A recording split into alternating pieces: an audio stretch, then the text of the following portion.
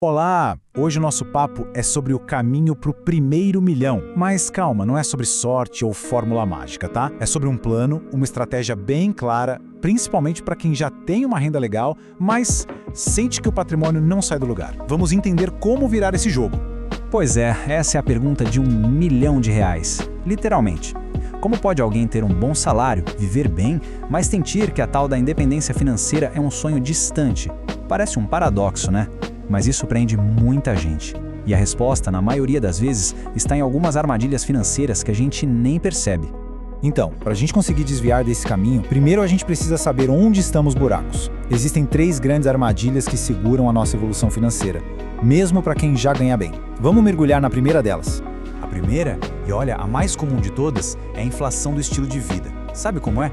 Vem um aumento e na mesma hora o padrão de vida sobe junto. O carro fica melhor, a casa fica maior, as viagens mais chiques e o resultado, o patrimônio fica lá paradinho.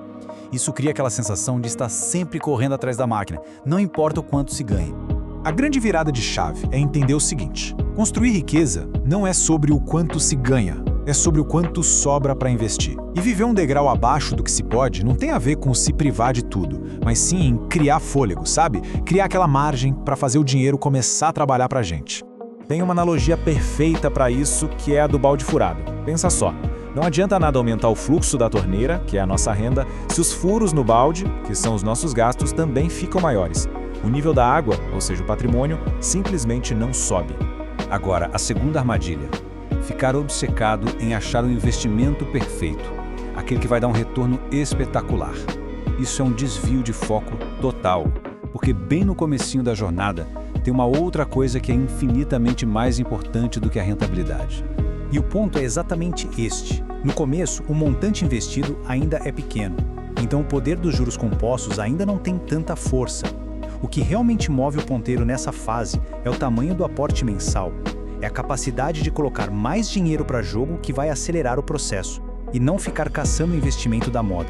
Olha só o impacto disso em números. Vamos supor um retorno de 10% ao ano. Se a gente investir R$500 por mês, leva quase 30 anos para chegar em R$1 milhão. Agora, se a gente dobra o aporte para R$1.000, o tempo já cai para 23 anos. E se o esforço for para 1.500, o prazo encurta para 19 anos. É uma diferença brutal. Fica muito claro que o volume do aporte é o turbo no começo dessa corrida. E aqui a gente chega na armadilha que tira a maioria das pessoas do jogo: a falta de constância. Sabe qual é o ingrediente secreto dos juros compostos? O tempo.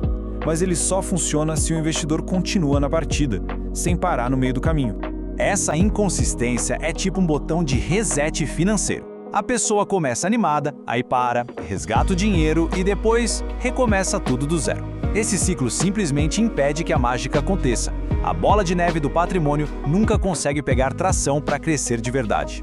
Ok, já entendemos bem os problemas, né? Então agora vamos para a parte boa, as soluções. Existem 3 estratégias que juntas formam um sistema bem poderoso para a gente desviar dessas armadilhas e construir patrimônio de forma consistente. A primeira solução é entrar por um tempo no que a gente pode chamar de modo econômico. É um período em que o foco total, a missão principal, é acumular capital. Isso significa otimizar os gastos de uma forma bem consciente, com um objetivo claro: maximizar a grana que vai para os investimentos.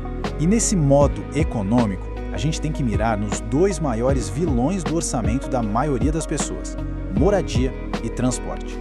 Decisões inteligentes nessas 2 áreas, como evitar um carro caro financiado ou um aluguel que aperta o cinto, liberam um volume de dinheiro impressionante para ser investido. Só que é o seguinte: cortar custos tem um limite, né? Uma hora não tem mais de onde tirar. Já a nossa capacidade de gerar renda, essa não tem limite. E é por isso que a segunda solução é tão transformadora: focar em acelerar os ganhos. Criar novas fontes de renda, conseguir uma promoção, fazer um trabalho extra, isso funciona como um verdadeiro foguete na jornada financeira. Cada real a mais que entra e vai direto para os investimentos não é só R$1. Com o tempo, o poder dos juros compostos transforma esse valor e pode encurtar o caminho para o primeiro milhão em muitos e muitos anos. E por último, a solução que amarra todas as outras: investir com um plano. Pensa bem, ninguém desiste de um jogo que sabe que está ganhando, certo? A inconsistência e o pânico em momentos de crise vêm da falta de um plano claro. Um bom plano tem características bem definidas. Ele é diversificado, mira ao longo prazo, tem proteção com ativos globais e, o mais importante de tudo, ele dá a clareza e a convicção que a gente precisa para atravessar as tempestades do mercado sem pular fora do barco. É isso que deixa os juros compostos fazerem o trabalho deles em paz. Então a mensagem principal é esta: construir riqueza não é um evento, não é um bilhete de loteria. É o resultado de um sistema de bons hábitos, repetidos com disciplina, dia após dia, ano após ano. É um processo. E isso tudo nos leva a uma reflexão final. Depois de entender tudo isso, a grande pergunta que fica é: qual pequeno hábito, qual o primeiro passo disciplinado pode ser dado ainda hoje para começar a construir esse sistema? Porque é isso, a jornada começa com uma única e simples decisão: